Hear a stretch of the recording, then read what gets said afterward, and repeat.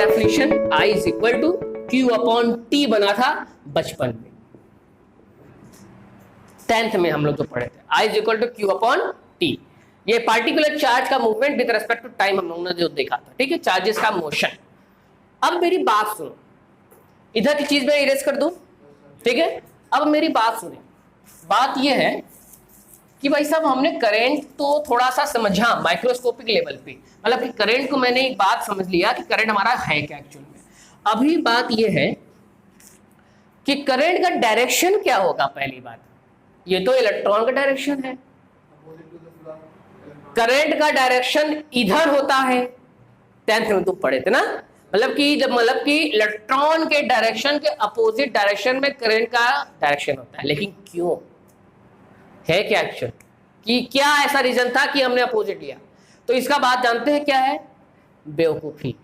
मतलब सुनो ध्यान से, मतलब ये कि करंट का डायरेक्शन जब हम उस समय पढ़ते थे, मतलब कि जब हम डेफिनेशंस बना रहे थे, जब हमें कुछ पता नहीं था, तो उस समय चार्जेस की पोलैरिटी ढूंढी नहीं गई थी।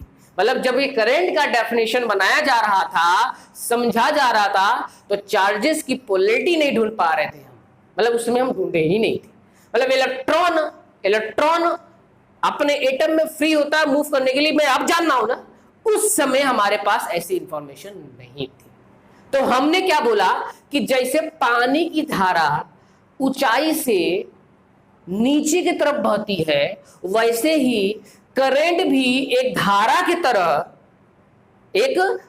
की तरह हायर पोटेंशियल से लोअर पोटेंशियल तक बहती है। मैंने उस समय में क्या डेफिनेशन बनाया? मैंने उस समय में डेफिनेशन ये बताया कि हायर से लोअर पोटेंशियल, मैं यहां लिख रहा हूं हायर पोटेंशियल और मैं यहां लिख रहा हूं लोअर पोटेंशियल। मैं बात क्या बोल रहा हूं कि करंट डेफिनेशन जब मैं बना रहा था, तो ये बनाया कि जैसे हर चीज हायर से लोअर फ्लो होती है, वैसे करंट भी हायर से लोअर ही फ्लो होगा। करंट का डायरेक्शन भी हायर पोटेंशियल से लेके लोअर पोटेंशियल जाएगा। लेकिन ये मेरा बेवकूफी था। बाद में मुझे पता चला कि एक्चुअल में कंडक्टर के अंदर मूव तो करता है इलेक्ट्रॉन, आयोन्स मतलब पॉजिटिव चार्ज नहीं करते। कौन मूव करता है? इलेक्ट्रॉन मूव करता है। अब वो इलेक्ट्रॉन फ्री है इसलिए मूव कर रहा है। न्यूक्लियस के अंदर प्रोटॉन है ना, वो प्रोटॉन नहीं मूव करेगा ना, इलेक्ट्रॉन बाहर है, वो आसानी से बाहर निकल के मूव कर जाएगा। क्लियर है? तो इलेक्ट्रॉन मूव कर रहा है, इलेक्ट्रॉन का चार्ज क्या होता है? माइनस। मैं बाद में सीखा इस बात को, जब इस बात को सीखा, लेकिन मैंने तो डेफिनेशन बना दिया कि हायर पोटेंशियल से लोअर पोटेंशियल, और ये बाद में जाना कि हायर पोटेंशियल मेरा पॉजिटिव पोटेंशियल होता है, लोअर पोटेंशियल मेरा नेगेटिव पोटेंशियल होता है। लेकिन जब मुझे ये समझ में आया कि इलेक्ट्रॉन है, मोशन में कौन पार्टिसिपेट कर रहा है? इलेक्ट्रॉन। पहले डेफिनेशन तो बहुत आसानी से बना लिया कि पानी की धारा ऊपर से नीचे जाएगी हमेशा, ये डेफिनेशन तो बन गई थी। लेकिन जब बाद में पता चला कि इलेक्ट्रॉन मोशन कर रहा है, तो हमको ये समझ में आया, अरे यार इलेक्ट्रॉन तो जा रहा है नीचे से ऊपर, क्योंकि इलेक्ट्रॉन जो है वो नीचे से ऊपर चढ़ रहा है। देखो नेगेटिव टर्मिनल मेरा लोअर पोटेंशियल होता है ना, हायर पोटेंशियल मेरा पॉजिटिव वाला ना होता है। तो इलेक्ट्रॉन का मोशन कहाँ है? नेगेटिव टर्मिनल से पॉजिटिव टर्मिनल तक है ना, मतलब कि लोअर पोटेंशियल से हायर पोटेंशियल की तरफ किसका डायरेक्शन हो गया? इलेक्ट्रॉन। ये बात हमको समझ में आया।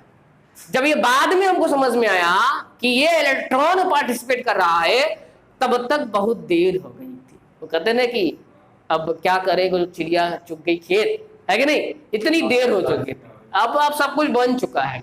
तो जो चीज हमने बना दिया था कि करंट डायरेक्शन ऐसे लेंगे, हम इस डायरेक्शन में लेंगे, तो वो चीज को हमने सही नहीं किया, उस चीज को ही मैंने वैसा ही मेंशन करते चला गया। बस एक चीज लिख दिया बातों में कि ये डायरेक्शन होगा कन्वेंशनल करंट का। किसका मैं नाम जोड़ दिया? मैं क्या नाम जोड़ा? Conventional current. एक वर्ड समझते हो ना, कन्वीनियंस। कन्वीनियंस मतलब क्या होता है? जो हमें काम आसान हो जाता है, ठीक है, तो हम अपने आसान काम के लिए उस करंट का नाम क्या दे दिए? कन्वीनियंस। समझ रहे हो? कन्वेंशनल करंट का मतलब एक आइडिया में बता रहा हूं याद रखने के लिए। मतलब इसका डायरेक्शन कहाँ रहेगा, इसका डायरेक्शन आपका इलेक्ट्रिक चार्ज के मोशन के डायरेक्शन के अपोजिट। और ये बात आप जानते भी हो, सर्किट में मेरा करंट पॉजिटिव टर्मिनल से नेगेटिव टर्मिनल पर होता है, वो करंट कौन सा करंट कहलाता है, मेरा कन्वेंशनल करंट कहलाता है। समझ में आ रही है बात? ये बात मैंने बहुत पहले बता चुकी थी, क्योंकि हायर से लोअर जाता है करंट का डायरेक्शन। अब इसको मैंने मेंशन नहीं किया, जब बाद में ये सीखा कि इलेक्ट्रॉन का मोशन है तो इसको ऐसे ही रहने दिया, कन्वेंशनल करंट का डायरेक्शन मैंने ऐसे ही रहने दिया, और तब से लेके अब तक इसको ऐसे ही पढ़ा जा रहा है। क्या पढ़ा जा रहा है कि इलेक्ट्रॉन के जस्ट अपोजिट डायरेक्शन में कन्वेंशनल करंट का डायरेक्शन जाता है। और मैं इनडायरेक्ट वे में ये भी बोल देता हूं कि एक्चुअल में कन्वेंशनल करंट पॉजिटिव चार्जेस का मोशन है, क्योंकि पॉजिटिव चार्ज तो मोशन करता ही नहीं है। करता कौन मोशन है? इलेक्ट्रॉन। समझ रहे होगा? लेकिन इस चीज को फिर हम लोगों ने सुधारा नहीं। क्लियर हो गया? ये रीजन था फैक्ट किसके पीछे? डायरेक्शन के पीछे। करंट के डायरेक्शन हम इलेक्ट्रॉन के डायरेक्शन से अपोजिट क्यों मानते थे या क्यों मानते हैं, ये फैक्ट था छुपा हुआ। क्लियर हो गया बात? ये बात मेंशन किया आपने, I is equal to Q upon T. ठीक है, ये बात आप अपने कॉपी में लिखो, इसको इरेज करें। आ गई है कि अपना ये जो करंट है जिसका डायरेक्शन इलेक्ट्रॉन के डायरेक्शन के अपोजिट डायरेक्शन जाएगा, और जिसकी वैल्यू हम लोगों ने क्या लिया है, I is equal to Q upon में क्या, टी। अब मेरा टाइम के साथ अगर चेंज थोड़ा सा हुआ करंट का, मतलब चार्ज का, मतलब कि डेल्टा क्यू की वैल्यू आई, डेल्टा क्यू समझ गए होगे, चार्जेस का change with respect to delta T. ठीक है, तब भी मैं करंट को स्टेब्लिश कर सकता हूं। मैं यहां पे बता दूंगा कि टाइम मेरा थोड़ा सा जीरो की तरफ बढ़ा हुआ है, मतलब बहुत कम में चेंजेस मैं इस बात को लिया हूं। ठीक है, इस चीज को मैं ऐसे भी मेंशन कर सकता हूं, कैसे, I is equal to d q upon what, dt। मतलब कि जब आपका चेंजेस बहुत ही स्मॉल लेवल पे चला जाएगा चार्जेस का, तो उस स्मॉल लेवल पे वैल्यू में dq अपॉन में dt की तरह मेंशन करूंगा, मतलब derivative of the charge with respect to time. We can say that definition is what, definition में मैं ये बात बोल सकता हूं कि करंट, ये देखो मैं क्या लिख रहा हूं, करंट इज द